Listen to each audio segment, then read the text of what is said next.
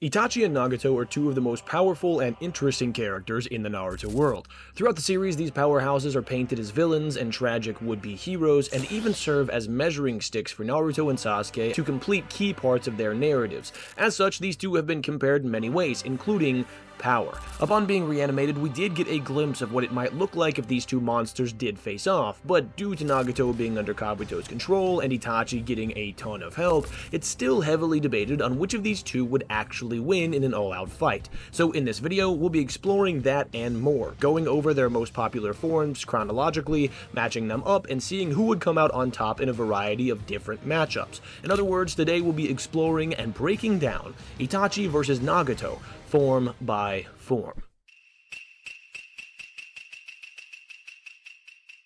Before we jump into the matchups, I think it's first worth mentioning that this video was commissioned by N, so thank you so much for the support. If anyone else wants a commission done, I have links in my bio for that information, so check that out, but once again, thank you. But let's start by laying out some of the stipulations so we have a framework to work from in each of these battles. We'll be using standard battle rules, so they'll be in character, have no prep time, possess whatever knowledge they would have had in any given form, and fighting with the intent to kill.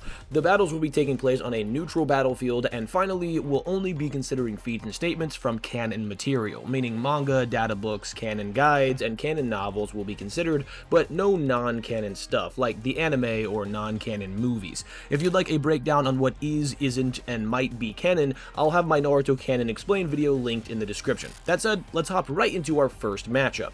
Kid Itachi versus Kid Nagato. Now, when I say kid, I'll be taking the versions of Itachi pre-Mangekyo Sharingan at 11 years old, and the version of Nagato at 10 from Jiraiya's flashback whenever they were training. Let's first go over how strong this version of Kid Itachi is, as his scaling is a bit easier to determine. This 11-year-old Itachi is definitively high Jonin level at least, maybe even breaching into that Kage tier. We have a good gauge here due to the fact that Itachi is believed by Shisui to be able to take down the entire fighting force of the Uchiha clan, save Fugaku and Shisui himself. The only characters we see perform this level of feat are all high Jonin or higher, so it's safe to say that Itachi should be there as well. In his arsenal, Itachi possesses the 3-Tomo Sharingan and everything that's offered by it, including his high-level Genjutsu. Along with that, this Itachi already has his Crows, fire style that's toward the peak of his clan, and a tactical mind that's nearly unrivaled, as well as a variety of jutsu that hold a ton of utility in battle. I actually think it's fair to include his feats from his fight with Kakashi, Asuma, and Kurenai as well, since Kakashi states that he hasn't even begun to show what he can truly do, even after Itachi shows things like explosive clones, high-level water release, and physical scaling rivaling said Jonin. This could imply that this version of Itachi that Kakashi would have seen in the Anbu would have been capable of everything Itachi displays in that fight pre-Tsukiyomi, which would be directly in line with his high Jonin to low Kage scaling, as I stated before. So Itachi is an absolute monster, but what about Nagato? This one is a bit more ambiguous, but I do think we can get a safe floor here of also around Jonin to low Kage tier. The reason for this is that even at 7 years old, prior to receiving any training from Jiraiya, Nagato is capable of single-handedly taking down a Chunin in one shot, which would place him definitively in that Chunin plus tier, but likely higher based on the ease with which he took down said Chunin. It's worth noting that 7-year-old Itachi is also stated to be at the level of Chunin, which should mean that Nagato would win if we're talking about them at 7 as opposed to at 10 and 11, but I digress. Nagato, after displaying this power, then received 3 years of training from Jiraiya, mastered numerous jutsu, gained control over all of the basic chakra natures, and even is implied to have learned to control the Rinnegan to some degree. This training culminates in Team Nagato taking down a Jiraiya clone, with the clone even appearing surprised, which prompts Jiraiya to believe that they can take care of themselves now and leave the village, assigning the title of savior to a 10-year-old Nagato. This is a title he later passes on to Teen Minato, who also has insane implications, which really helps Nagato's stock here. That said, this matchup is interesting because both combatants scale relatively to the same level, with Itachi having a tactical advantage while Nagato has a versatility and raw power advantage more likely than not. The way I see it, Itachi's scaling and feats are a bit more solid since we have a greater volume of statements and showings from him, whereas Nagato Nagato's power is a bit more difficult to nail down. So if you take a low-end interpretation for Nagato and have him in that low to mid Jonin tier, he loses. But if you take a higher interpretation and have him at that peak Jonin to low Kage tier, his advantages in versatility, hacks, and raw power should give him the edge. Either way, these two are both incredibly strong at a crazy young age, and it would make for an excellent fight.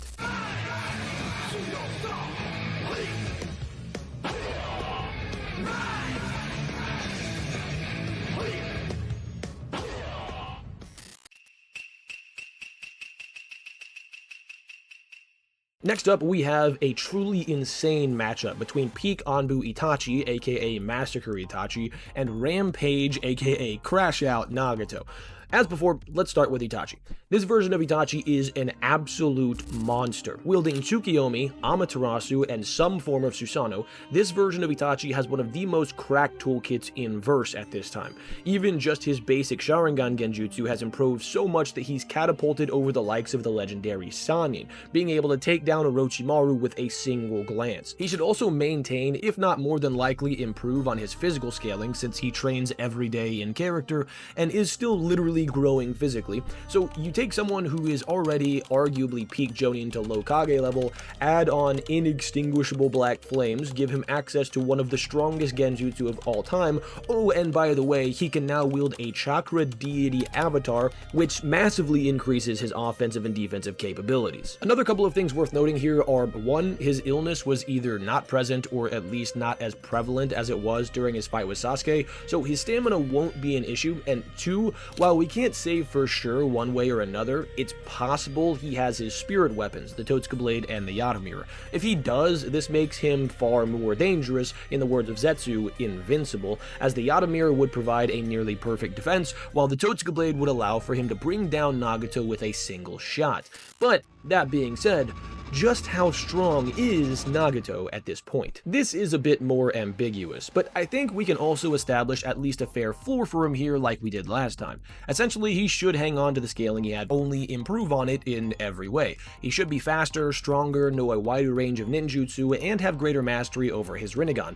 The big thing though is that last part. Not only does he display the Shinra Tensei for the first time in the manga at this point, he's also capable of summoning the Geto Mazo. The Geto Mazo is a massive problem on its own, both literally and figuratively. But more than that, if Nagato uses the Phantom Dragon's technique that comes with it, Itachi's going to be in trouble.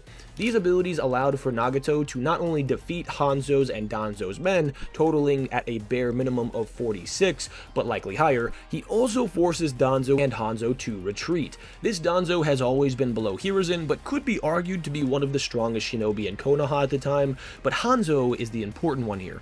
This would more than likely be about 5 years removed from Jiraiya's training of Team Nagato when they were 10, since Yahiko dies at 15. Because the Sannin gained their nickname and renown in that same war, this is likely a relative version of Hanzo to the one who was stronger than all three Sannin combined. Considering the fact that the only other shinobi we can say were above the Sannin at this time were Hiruzen and Sakumo, it's safe to say that being above Hanzo is incredibly good stock for Nagato here. But what does that mean for this battle? Well, Itachi's stock is probably a bit better, as they both have assertions putting them significantly above the Sannin, but Massacre Itachi is above a likely far stronger version of Orochimaru, even while holding back his MS abilities. The real problem for Itachi here would be how he deals with the Geto Mazo, if it were to emerge, and especially how he'd deal with the Phantom Dragons. You see, this version of Itachi should have some form of Susanoo, but we can't really confirm which version, and we definitely can't say whether or not he has the spirit weapons. If they're inherited and not found, it could be the case that he has them with his Susanoo, but even if he does, if he can't use them without being in a higher form of the Susanoo, it wouldn't really matter if he hasn't unlocked said higher forms yet.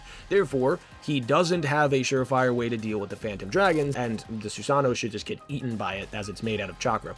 Then again, we also don't know how fast they are, since the no-name shinobi he kills have zero verifiable scaling outside of that specific moment, so we are in a bit of a pickle. Here's what what I'll say. Nagato probably has more win cons and counters for Itachi's win cons, with the Geto Mazo, Phantom Dragons, and other Rinnegan abilities, but Itachi does have the higher verifiable scaling assertion in being massively above a stronger Orochimaru. So what I think this would come down to is the intangibles, like battle IQ, experience, and adaptability. Even if you say Tsukiyomi may not work on the Rinnegan, and Nagato can likely counter Amaterasu via Shinra Tensei or the Preta Path Absorption, we do just see Nagato fall right into the trap laid by Hanzo and damaged by his fire-style paper bombs. Since Itachi is one of the craftiest characters in the series and possesses some of the strongest fire style in the world, as well as his explosive clones, I think it's fair to assume he'd be able to figure out a way around Nagato's abilities and get him with a well-placed feint or trap to land a finishing blow. This is assuming that he has any hope of dealing with the Geto Mazo, but this version of the Geto Mazo seems to be pretty stationary, so if something like Amaterasu works on it, it wouldn't be difficult to land. So what this really comes down to is how you think the fight goes and how Amaterasu interacts with the Geto Mazo. If you think Itachi is able to get a trap laid successfully prior to the Geto Mazo coming out, he wins. If you think that the Geto Mazo comes out before that, Nagato probably wins, unless you think Amaterasu negs it. That said, I lean in Itachi's direction, with my opinion being that he probably gets a successful trap and win con off before the Geto Mazo comes into play, as the only reason Nagato uses it is because Yahiko died right in front of him, which wouldn't be happening here, and Konan's reaction seems to imply that this is a last resort type technique. So that being said, I have Itachi winning here probably 6 to 7 times out of 10. Let's be honest, this is what you're all here for, the title fight, Alive Itachi versus the Six Paths of Pain. So without any further ado, let's dive into it. I think the best way to go about this is to give a quick breakdown of the scaling for these guys to establish if there's any significant physical gap, cover their win cons, and then go over what the most likely outcome is. You guys already know their abilities, so I don't really think I need to deep dive on them, but where do these guys physically scale? For Itachi, this is pretty simple. Since we're taking a hypothetical healthy or at least healthier Itachi, and the nature of the Edo Tensei requires the Edo to be connected to some real living version of the character, using Itachi's Edo feat, at least in terms of physicals, is entirely fair in my opinion. So there are a lot of ways to go here, but I think the two primary ways to scale him physically are by using KCM Naruto and early EMS Sasuke. Essentially, Itachi is consistently capable of keeping up with KCM Naruto and B, which should place Itachi right around that KCM Naruto level of combat speed. This can be raised a bit by applying his scaling from the Kabuto fight, with multiple showings and statements getting him shoulder to shoulder with EMS Sasuke, at least in his early state. This same Sasuke would go on to be relative to MKCM Naruto, but I don't actually think that's fair to use because it's just outright stated that his hatred grew after his encounter with Itachi, which we know can contribute to the power increases for Uchiha. However, this version of Sasuke should be narratively relative to his Naruto counterpart, which you could argue would either be Sage Mode Naruto or KCM, since Naruto had achieved KCM by this point as well. This then begs the question though, is KCM faster than Sage Mode, and if so, to what degree? This is a super hotly debated topic among Discord nerds, and there's really no definitive answer, but I think what it comes down to is the difference between literal speed and practical speed. Allow me to explain. KCM should be faster than Sage Mode in literal speed, meaning that Naruto can physically move his body faster in KCM than he can in Sage Mode. This is especially true in regards to travel speed, along with Naruto's in-combat body flicker, and the gap is exacerbated by the fact that Naruto can produce chakra arms in this form, which tend to move faster than himself. A good example of this comes from his encounter with Mu. When Mu thought KCM Naruto's physical speed wasn't much of an issue, but then Naruto outspeeds Mu with his chakra arm extension. So again, in terms of literal speed, KCM should take the cake here. However, there is just a statement directly from Naruto that throws a wrench in the mix. While fighting the third Raikage, Naruto directly states in reference to Sage Mode, this Sage Mode has a wider danger sensing range, and it's faster. This means that something about Sage Mode is faster than said attribute in KCM, but it's kind of unclear what that attribute is exactly. That is, until you have it translated. Upon analyzing the kanji, it becomes clear clear what's being said here. In the first English translation I showed you, you see the period separating the wider and faster parts, indicating a separation between the danger sense and whatever the speed is referencing. However, there is no sentence-ending particle present to indicate such a separation in Japanese. There's also a shi kanji colored blue here, which serves as a connective particle, meaning and or also, indicating a connection between the wider and faster adjectives, which means that they're both referring to the same thing, the danger sense. This is why I say Sage Mode's practical speed is relative. It provides Naruto with precognition that allows for him to react to attacks earlier, allowing for him to dodge attacks he otherwise may not be naturally fast enough to do without it. This is pretty similar to how the Sharingan's precognition works actually. If you look at Sasuke during the Final Valley Part 1 fight, for example, he goes from not being able to do anything but block Naruto's attacks to then being able to weave them easily. This isn't because of a physical boost, but rather a perceptive one. He could see the attacks earlier, which allowed for him to begin moving out of the way earlier, allowing for him to compete with a physical speed gap he otherwise couldn't. Same thing is happening here. Naruto's Sage Mode sensory allows for him to sense where the attack is headed earlier, which gives him the ability to react to the attack earlier, making him practically faster than he is in KCM. But what does that mean for the scaling? This would simply necessitate that there's not a blitz tier difference between Sage Naruto and KCM Naruto, and that they can operate around the same level of combat speed, even if KCM has a slight physical speed advantage and Sage Mode has a perception advantage.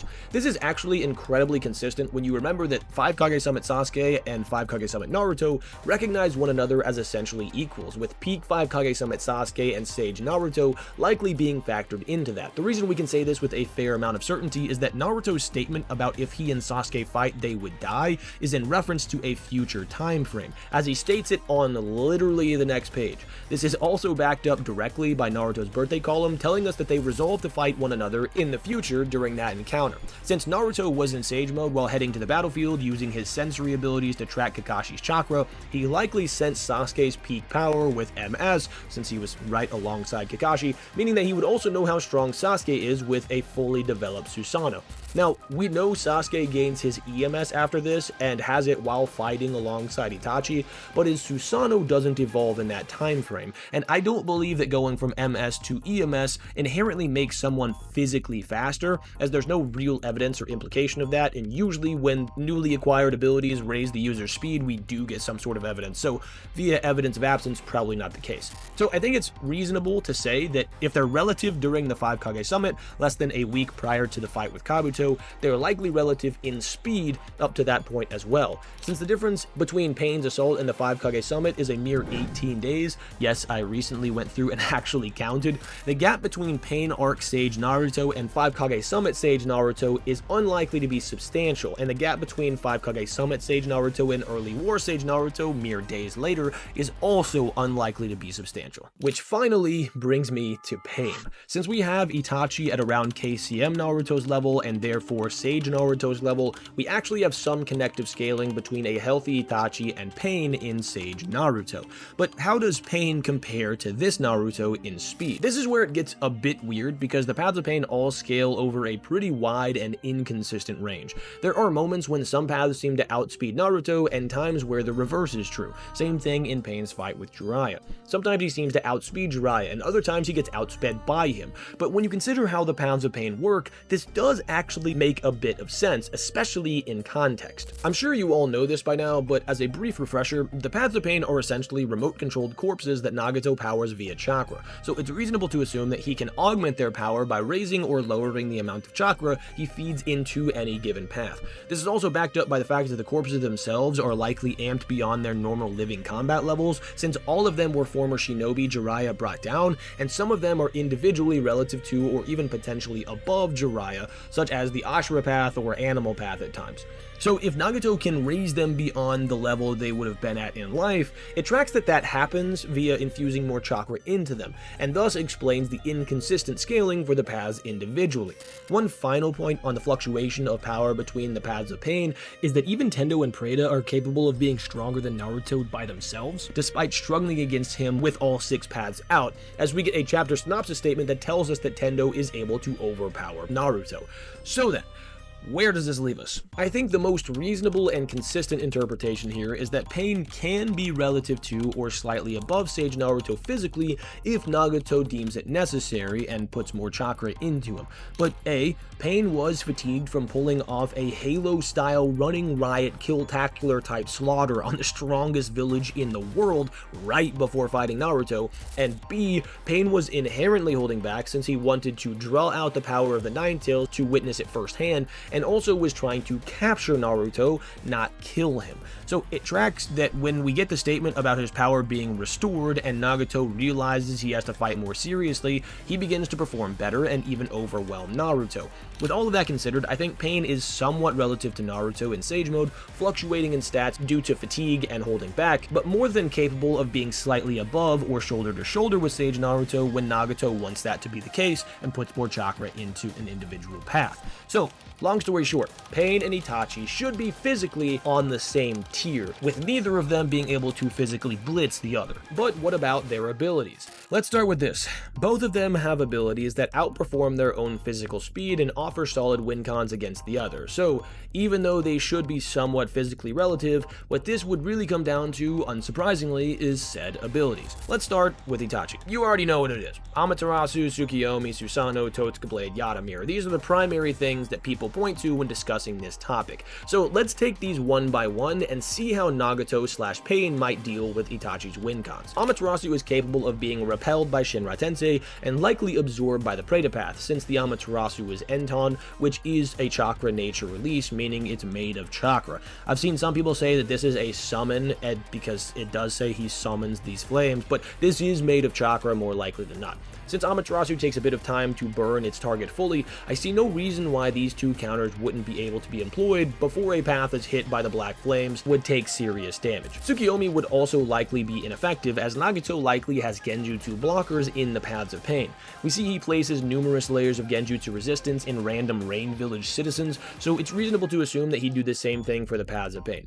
Also, even if one of them gets hit by genjutsu, I doubt it would matter, since genjutsu doesn't affect the user of the Shadow Clone technique, despite the Shadow Clone Jutsu being one that directly and continuously receives chakra from the user, much like the Paths of Pain directly and continuously receive Nagato's chakra. If this is the first time you're hearing about this with Shadow Clones, I'm not surprised, but I break it down in a video called 3 Jutsu You Probably Don't Understand, so I'll leave that linked in the description. But yeah, the user of the Shadow Clone Jutsu does have to maintain them with their chakra, leaving the chakra link between the clone and the user. The Susanoo would also work offensively and defensively to a degree, especially because it's faster than Itachi, potentially by a physical blitz tier. We see this with Sasuke, that he's relative to Danzo physically, but then outspeeds, if not straight up physically blitzes Danzo with the Susanoo strikes multiple times. This means that the same thing would apply here more likely than not, allowing for the sword swipes and punches from the Susanoo to be effective against the Paths of Pain.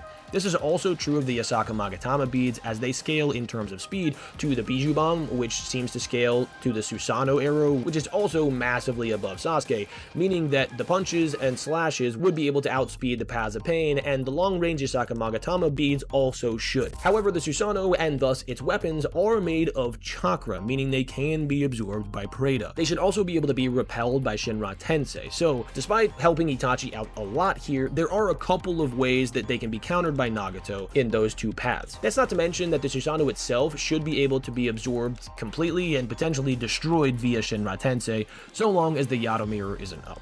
Finally, the Totsuka Blade. This should be an automatic GG for any Path of Pain that it stabs, as it's literally what the databook entry on the Mythical Spirit weapon states. Also, I don't think it can be absorbed or repelled, since it isn't necessarily made of chakra and doesn't seem to take on physical properties until it pierces the target.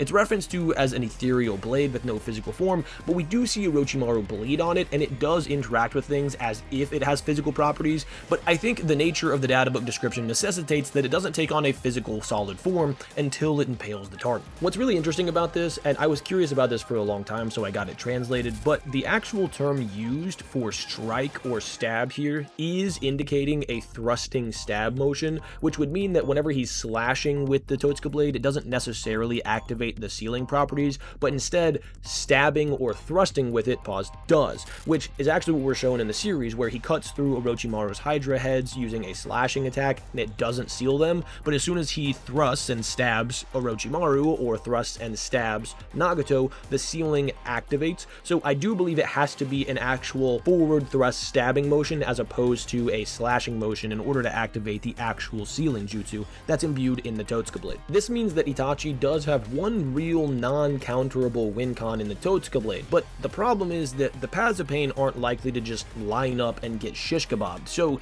he'd have to take them down one at a time, and that requires leaving his Susanoo up in its higher form, as we've never seen him use the spirit weapons in their lower forms, so we can't assert that he can use them in the lower forms.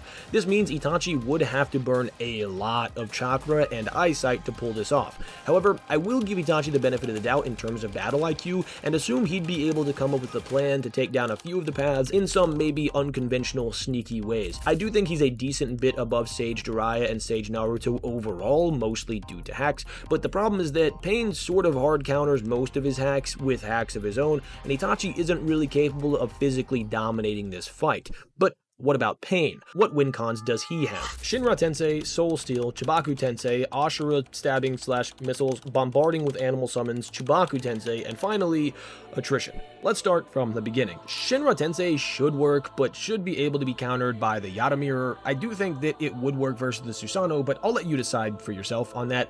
I do think breaking every bone in Gamabunta's body makes this easily a Bijou level technique, and Itachi doesn't really have durability feats on that level, even with the Susanoo, but it is a bit weird because we don't have a lot to go off of for his Susanoo's durability, so I'll say that's a wash. Soul Pull would work, but I doubt the human path would ever be able to get close enough to pull it off unless Itachi is massively fatigued or badly wounded.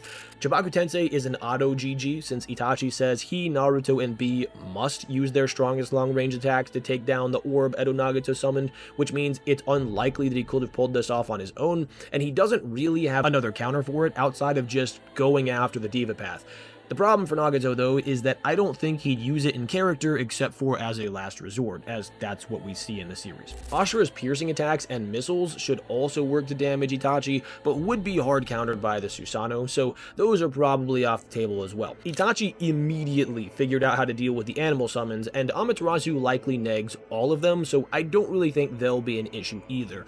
So finally, the win con I think leads Pain to victory here is attrition. Nagato is a monster in terms of chakra reserves and has far more massive AoE abilities that will force Itachi to fight a game he doesn't want to. Itachi's MO is trying to end the fight as quickly as possible, even sometimes without actually crossing blades if possible. However, since he will have a ton of trouble reaching Pain through all of the layers of defense while dealing with the shared vision of the 6 paths plus multiple animal summons plus the Ashura path firing missiles at him, and Diva can just pull or push him across the battlefield, his best option will be to go immediately into the Susanoo, rely on its defense, and fight a ranged game with Amaterasu and the Asaka Magatama. That said, with so many enemies on the battlefield and so many obstacles to overcome at once, I don't see Itachi beating Pain. I see him being forced to use far more chakra than he'd like to early on, and he'd progressively wear down while Pain unleashes a relentless assault upon him inside of a Susanoo. At the end of the day, unless Itachi is significantly faster than Pain and the activation of his abilities which exceed his own combat speed, Itachi would simply be biting off more than he can chew. I was going to include an Edo Nagato versus Edo Itachi section, but Virtue actually broke this down really well in a recent video, and I agree with him on his analysis and conclusion, so I'll have that linked in the description. Long story short though, if you want my opinion, while Virtue didn't put a number on it, I think it's generally 60-40 in Nagato's favor, with Itachi having an edge early on, while Nagato has an edge as the fight drags on. The same win cons and counters apply here, except Itachi will have a significantly easier time landing the Totsuka Blade win con on a guy that's just one person as opposed to 6. The reason I say 60-40 in Nagato's favor still though is because Nagato still has the auto GG win con with Chibaku Tensei, and we also know that Edos can run out of chakra and fatigue, so despite Itachi's chakra limitlessly refilling, Nagato does still have the option to take Itachi's chakra all the way down and then take advantage of said fatigue to incapacitate and then soul steal or seal him away. But that's the video. So if you enjoyed, make sure that you like and subscribe, and don't forget to hit that notification bell so you never miss out when new content drops. Shout out to N for the sponsor once again. I really appreciate the support, but thank you guys all so much for watching all the way to the end, and until next time, have an awesome day.